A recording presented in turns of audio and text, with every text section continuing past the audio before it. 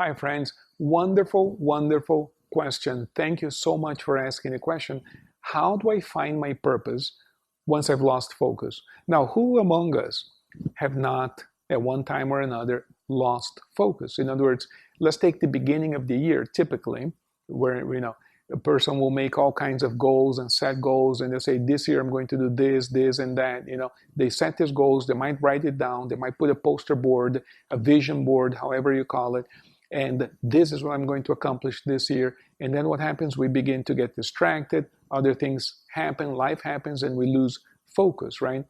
So the question is how to deal with this. Well, in this case, we have to pretend that the loss of focus is analogous to an addiction. We have to keep on bringing the mind back to that which represents what we want to accomplish. We have to find ways of reminding ourselves of what it is that's important to us, and most importantly, why it's important to me. So for instance, if I say to you, as an example, I want to make a lot of money because, I just like money. I want to make a lot of money because I like money. Okay? That is not as strong as a motivator as saying to you, I want to make a lot of money because we're going to end hunger in my neighborhood. You know what? I met all these people who are going hungry and we're going to feed them. You see, now it becomes personal, now it becomes emotional, and now that motivation, once you meet the people who are going hungry, now this is just an example, of course, but what I'm saying to you is pay attention to the difference. I increase my motivation by connecting with the people who are hurting and saying, you know what, I'm going to help those people who are hungry. I'm going to feed them. The motivation is much bigger now than saying, I want to make money because I like money. You see, that's not going to drive a lot of people. So we have to ask ourselves, what it is that I want and why this is important to me. And that why is the critical thing that we have to address. Now, there are two types of whys. One reason why I want it could be to satisfy me, and the other reason could be to satisfy someone else. Although it may seem a little strange, I think you will get what I'm saying. If your why has to do with someone else, it's way stronger. If you can find it in your heart, the love, the contribution, the care, the sincere care for another human being, that motivation is way stronger than simply saying, I want to get a big boat because I like the ocean. Okay, you like the ocean, get a big boat, that's awesome.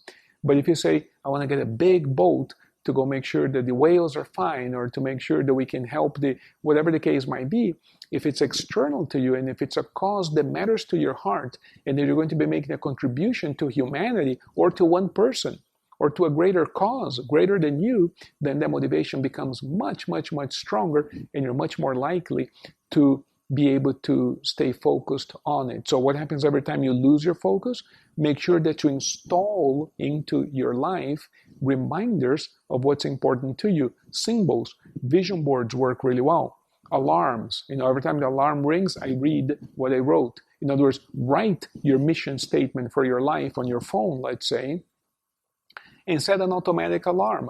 Initially, every hour, the alarm rings. And every time the alarm rings, read your mission statement. You see, you're refocusing. Why am I doing what I'm doing? Why is this important to me?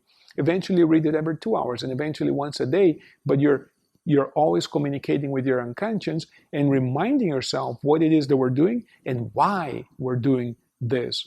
See, the people who have accomplished great things, they have all been motivated by forces that are greater than themselves. I've never seen a person accomplish a great thing and say, I did it because I like it.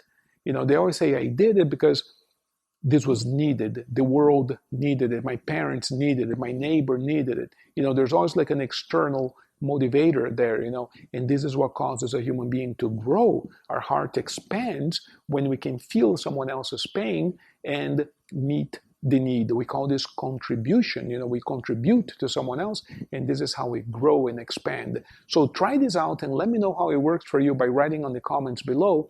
And as always, please like, share, and subscribe to our channel. Like our video so that we can reach more people and increase the size of our communication so that we can all learn and grow together. Now, we are on a mission ourselves. We are gathering people who are like-minded. This is what's important about the work that we're doing. We have an awesome team of people, and we're gathering people who think like us, who want to grow in a certain direction. And if you're watching this video this long, you're one of them. Make sure that you say hello in the comments below so that we can get in touch and communicate some more, okay? Because we're building a great thing here, and I want you to be a part of it. Thank you so much, and blessings.